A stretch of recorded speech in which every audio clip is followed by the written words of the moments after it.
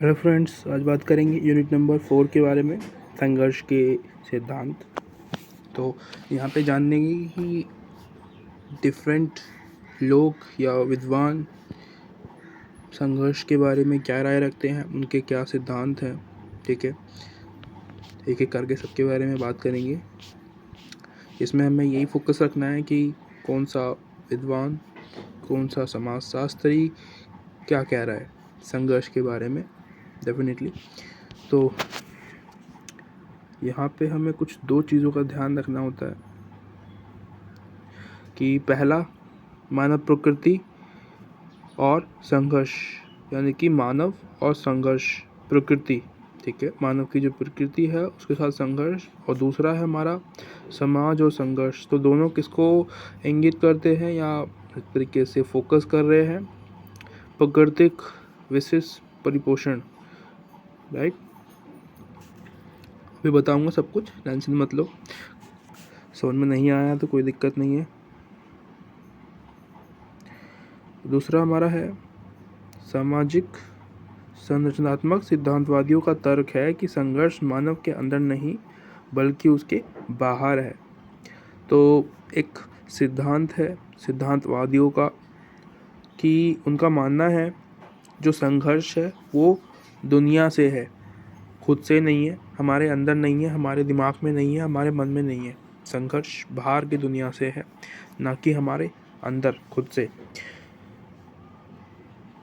तो यहाँ पे हमने दो ही प्रकार के सिद्धांत देखे थे पहले, तो पहला दूसरा है ना, पहला था प्रकृति और दूसरा था हमारा समाज।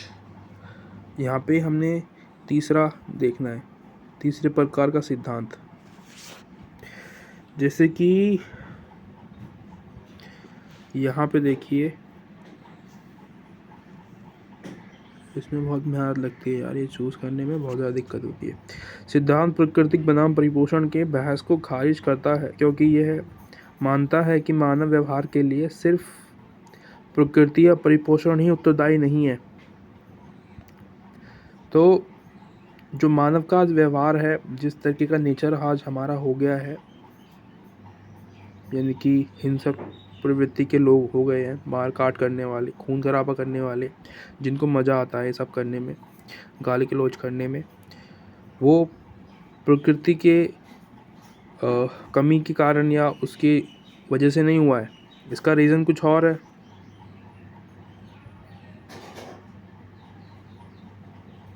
क्योंकि इसके पीछे कोई एक कारण नहीं हो सकता, इसके पीछे बहुत सारे कारण है ना। आज नौकरी नहीं है लोगों के पास, व्यापार नहीं कर पा रहे हैं, बिजनेस नहीं कर पा रहे हैं, काम नहीं है, ये सब प्रॉब्लम्स है जिसके कारण लोग ऐसे हो गए हैं, है ना। सब फालतू घूमते हैं, बहुत सारे लोग बाइक लेके, कार लेके निकल जाते हैं, ऐसे घूमते हैं रोड पे और जाम लगाते हैं ना। जो काम करने वाला है उसको भी दिक्कत होती है। यहाँ पे बर्टन जो है हमारे, इन्होंने कहा है, इसका याद रखना आप। बाकी जो भी है सारे कुछ हाईलाइट करते रहना, जो भी मैं हाईलाइट करा रहा हूँ आपको। तो ये कह रहे हैं कि जो मनुष्य है, बर्टन कह रहे हैं कि जो मनुष्य है वो अपनी ज़रूरतों से प्रेरित होता है और फिर उसे पाने की कोशिश करता है। समझ रहे हो ना। अगर आपको ले लो, अगर आप लड़के हो तो आपको या बाइक, कार, घर, ये सब चाहिए होगा, है ना, एज अ बॉय। तो ये आपकी ज़रूरतें हैं, आपकी नीड्स है या वांट्स हैं। तो आप इनसे प्रेरित होके काम करने की कोशिश करोगे, पैसा कमाओगे ताकि ये सब आप ख़रीद पाओ। अगर आप लड़की हो तो आपकी जो इच्छाएं हों वो कुछ और हो सकती है ना। तो दोनों का अलग अलग है, पर चीज़ें एक ही है, सबको चाहिए, है ना। सबकी नीड्स हैं, सबकी वांट्स हैं अलग अलग। तो वो इनका कहना है बर्टन का, क्योंकि मैं अच्छा मानता हूँ संघर्ष यहीं से स्टार्ट होता है व्यक्ति का, है ना। यहाँ पे देख लो, तो ये टॉपिक है हमारा मानव प्रकृति और संघर्ष। तो ऐसा माना जाता है कि जो मानव है उसके जो जीन है ना, जीन, हमारे जो जीन है उसके अंदर लड़ाई यानी कि संघर्ष करना एक पहले से ही है। जैविक तौर पे अगर माना जाए, देखा जाए तो हमारे जीन्स में, हमारे खून में ही, हमारे रगों में ही संघर्ष करना छुपा हुआ है। सेकंड आता है हमारा कि ऐसा माना जाता है कि ये आक्रामक व्यवहार मानव वृत्ति में अंतर्निहित होता है। सहज आवेग, मानवीय आक्रामकता विनाशकारी। तो सहज प्रवृत्ति सिद्धांत ये कहता है कि मानव के अंदर पहले से ही निहित होता है, मानव के अंदर ये व्यवहार, यानी कि आक्रामकता, लड़ाई झगड़े करना, मारपीट करना, तो ये सब पहले से ही है। ये सहज प्रवृत्ति सिद्धांत यही कह रहा है। डार्विन का सिद्धांत के बारे में देखेंगे तो डार्विन का सिद्धांत के बारे में बताते हैं अपने चार्ल्स डार्विन। उन्होंने बोला है कि अपनी प्रजातियों की उत्पत्ति में योग्यतम की उत्तरजीविता का सिद्धांत दिया है। केवल सबसे योग्य लोग जो जिस विशिष्ट वातावरण में रहते हैं सफलतापूर्वक उसके अनुकूल हो जाते हैं, सिर्फ वही लंबे समय तक जीवित रहते हैं। तो वातावरण की बात की है, प्रजातियों की बात की है इन्होंने, डार्विन ने, कि जो नेचर के साथ, नेचर के अंदर या प्रकृति में, यानी कि अगर किसी जगह पे ऐसा व्यवहार है, ऐसे लोग हैं जहाँ पे लड़ाई झगड़े होते हैं, तो आपको भी वहाँ पे लड़ाई झगड़े वाली प्रवृत्ति अपनानी पड़ेगी। आप वहाँ पे शरीफ बन के नहीं रह सकते। उसी को अगर हम उल्टा कर दें कि एक शरीफ इलाका है, अगर आप बहुत ज़्यादा बदमाश हो तो आप वहाँ नहीं रह सकते शरीफ इलाके में, क्योंकि वो जो शरीफ लोग हैं वो है शरीफ, लेकिन वो कानूनी कार्रवाई कर सकते हैं आप पे, तो आप का काम तमाम हो जाएगा, ठीक है, आपकी जो लाइफ है वो वेस्ट हो जाएगी। तो इनका ये कहना है, ठीक है, मैंने ये बताया है आपको एग्जांपल देके। अगला है मानव जाति विज्ञान। मानव जाति विज्ञान यहीं तक है।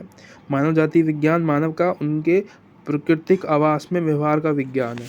यानी कि जो लोग उनका, यानी कि जैसे हमारा घर है, हमारे घर में हमारा व्यवहार कैसा है उसको कहा जाता है मानव जाति विज्ञान, ठीक है। यानी कि हमारा समाज है, हमारे समाज में हम किस तरीके से अपने लोगों से बात करते हैं, व्यवहार करते हैं, उसका मानव जाति विज्ञान उसको कहते हैं। स्पष्ट है, क्लियर है। अगला आता है हमारा सामाजिक जीव विज्ञान। इसमें जो जानवरों के सामाजिक संगठन का अध्ययन करता है। सामाजिक जीव विज्ञान का मानना है कि मनुष्य सहित सभी जानवरों में आनुवंशिक रूप से सामाजिक व्यवहार की आक्रामक प्रवृत्तियाँ हो सकती है। तो यहाँ पे जीव विज्ञान मैंने पीछे बताया था आपको, है ना, वहाँ पे ये बताया जा रहा है कि जैसे जानवर कि जो जानवर है, जैसे कि इंसान है, वो एक इंसान जानवर की तरह है ना। जैसे जानवर में एक शेर होता है, उसमें मार काट करने की, खाने की, है ना, वो किसको खाना चाहिए तो वो क्या करेगा, जानवर को खाएगा। जो दूसरे जानवर हैं जो कमज़ोर हैं कोशिश करेगा उनको खाने की। इस तरीके से इंसान भी हैं, वो कमज़ोर लोगों पर अपना हक जमाने की कोशिश करते हैं। उसी को ही सामाजिक जीव विज्ञान कहते हैं, यानी कि इंसान के अंदर जो एक जानवरों जैसी प्रवृत्ति है उसको। तो इसकी कुछ आलोचनाएं हुई हैं, ये आप पढ़ लेना।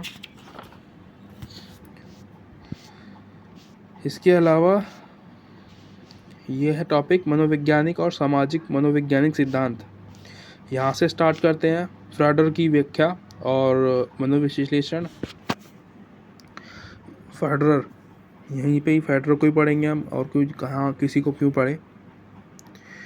फ्राडर के अनुसार इंसान दो प्रकार की प्रवृत्ति के साथ जीता है, जीवन वृत्ति और मृत्यु वृत्ति।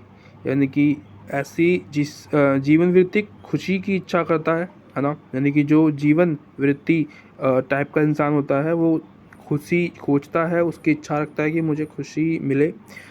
और जीवन वृत्ति की तुलना में मृत्यु वृत्ति की प्रवृत्ति है, जिसमें फ्राडर द्वारा थॉनेट्स के रूप में संदर्भित किया गया है। मौत की प्रवृत्ति खुद दूसरे दूसरों और साथ साथ पूरी दुनिया के प्रति विनाशकारी व्यवहार को प्रेरित करता है। यानी कि जो मृत्यु प्रवृत्ति होती है उसमें नेचर ऐसा होता है व्यक्ति का कि वो लोगों को मारने की कोशिश करता है और जीवन में वो खुद जीने की कोशिश करता है और सोचता है कि लोग भी जिए मज़े से।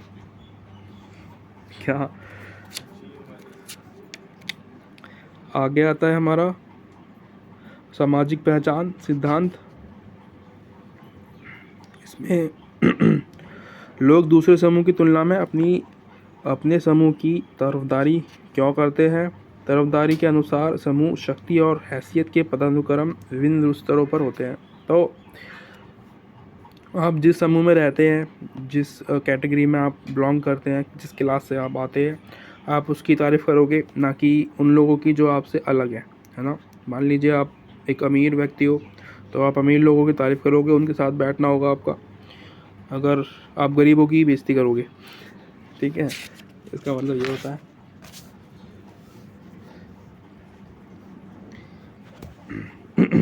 हिंसा पर सिविल व्यक्त। तो यहाँ पे कुछ निष्कर्ष दिए हुए हैं जिससे कि आप हिंसा जो प्रवृत्ति है वैसे जो उससे हट सकते हैं, शांति ला सकते हैं विश्व में। जैसे कि युद्ध ना करना, ठीक है, लड़ाई झगड़े ना करना। उसके अलावा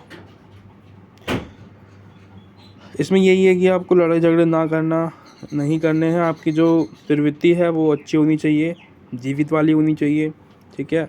हिंसा को गोली मारना है, हिंसक प्रवृत्ति जो आपकी मानसिकता है उसको ठीक करना। समाज और संघर्ष, तो ये तो हमेशा ही चलता रहता है, ठीक है।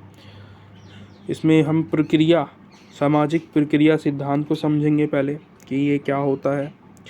तो सामाजिक प्रक्रियाओं के बारे में लिखने वाले पहले जो है वो है एडम स्मिथ, ठीक है, एडम स्मिथ हैं।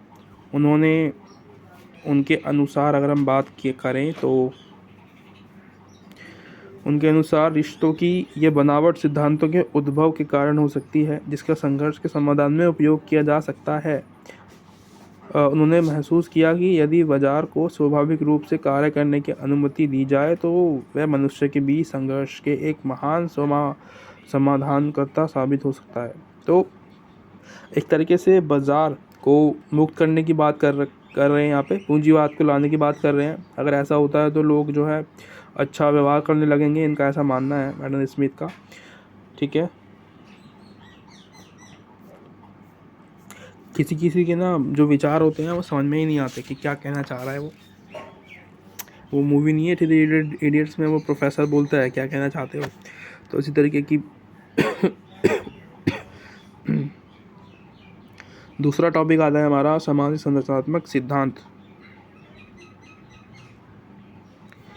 यहाँ पे देखो, जिस तरह से समाज का संगठन किया जाता है या समाज के भीतर विभाजन होता है वहीं संघर्ष के कारणों को पैदा करता है। यानी कि जो विभाजन है वो संघर्ष पैदा करता है लोगों में। एक फैमिली का एग्जांपल देता हूँ मैं आपको, अभी जो चल रहा है फैमिली में कि एक जॉइंट फैमिली है ना, दादा दादी, उसके दादा दादी, उनके बच्चे, है ना, यानी कि हमारे फादर, एक तरीके से हम, ठीक है। तो 3 पीढ़ी एक साथ रह रही थी। अब क्या हो रहा है कि पापा मम्मी अलग चले गए, है ना, बच्चों को लेके अपने अलग रहने लगे। तो उनका अलग संघर्ष स्टार्ट हो जाएगा क्योंकि उनके पास अब बात करने के लिए कोई है नहीं, है ना। उनके दुख बांटने के लिए जो उनके पास उनके पेरेंट्स थे वो उनको छोड़ के अलग चले गए हैं, है ना, अपने भाइयों से अलग हो गए हैं। तो उनके पास अपने दुख बांटने के लिए कोई बचा ही नहीं है। तो संघर्ष वहाँ पे बढ़ जाता है, ठीक है। ये शायद अच्छा एग्जांपल होगा इस चीज़ को समझने के लिए कि संघर्ष क्या होता है। संरचनात्मक हिंसा सिद्धांत। तो यहाँ पे जोहान जी है अपने, ये पढ़ लो थोड़ा सा। जोहान गल्टुंग ने 3 प्रकार की हिंसा बताई है, प्रत्यक्ष या अतिवादी, अप्रत्यक्ष या संरचनात्मक और सांस्कृतिक। तो 3 प्रकार की हिंसा बताई है। प्रत्यक्ष हिंसा किसी अन्य व्यक्ति या समूह को प्रत्यक्ष रूप से नुकसान पहुंचाती है, ठीक है।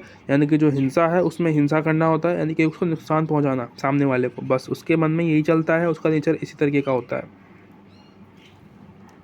संरचनात्मक हिंसा संस्थाओं, प्रणालियों, संरचनाओं में या तो लोगों के बीच भेदभाव करती है या उन्हें उनके अधिकारों, उनकी मूलभूत मानवीय ज़रूरतों से अस्तित्व, भलाई, सुरक्षा ये सब दूर रखती है। धर्म, पहचान, मतलब संरचनात्मक जो सिद्धांत होते हैं या जो हिंसा है, इसमें लोगों को उनकी ज़रूरतों से, उनकी इच्छाओं से, उनकी जो हक है उनसे दूर रखना होता है। ठीक है, आई होप ये वाला समझ में आ गया होगा। इसके अलावा मानव आवश्यकताओं का सिद्धांत, इसमें यही समझ में आ रहा होगा आपको। आवश्यकता यानी कि जितनी हमारी आवश्यकता होती है मनुष्य की रोज़मर्रा की ज़िंदगी में, तो वहाँ पे उसका संघर्ष स्टार्ट होता है ना। रोज़ खाना है, उसको पीना है, पानी भी पीना है, खाना भी खाना है, तो वहाँ पे संघर्ष है। अपने बच्चों को भी खिलाना है, अपनी वाइफ को भी देखना है उसको, तो वो एक संघर्ष है। संसाधन सिद्धांत, संसाधन सिद्धांत लोग संसाधनों के लिए लड़ते हैं, है ना। जैसे कि संसाधन मान के चलो पानी है, क्षेत्र है, धन है ना। इन संसाधनों के लिए लोग लड़ रहे हैं, एक दूसरे से संघर्ष कर रहे हैं।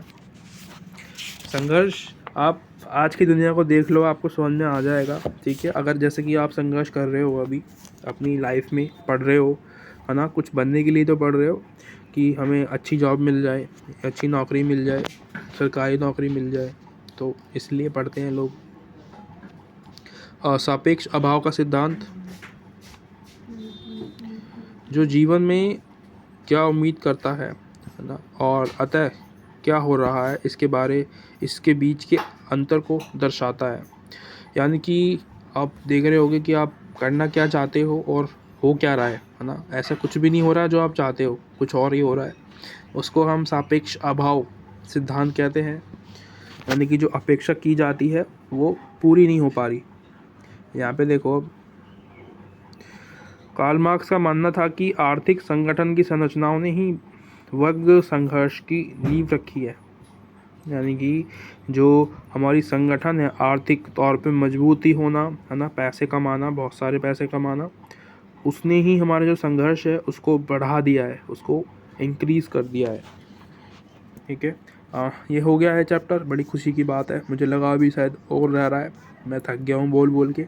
पर आप देख लेना दोबारा, अगर समझ में ना आए तो दोबारा रिपीट करके एक बार देख लेना। Thank you so much for watching, like subscribe कर देना। Bye bye.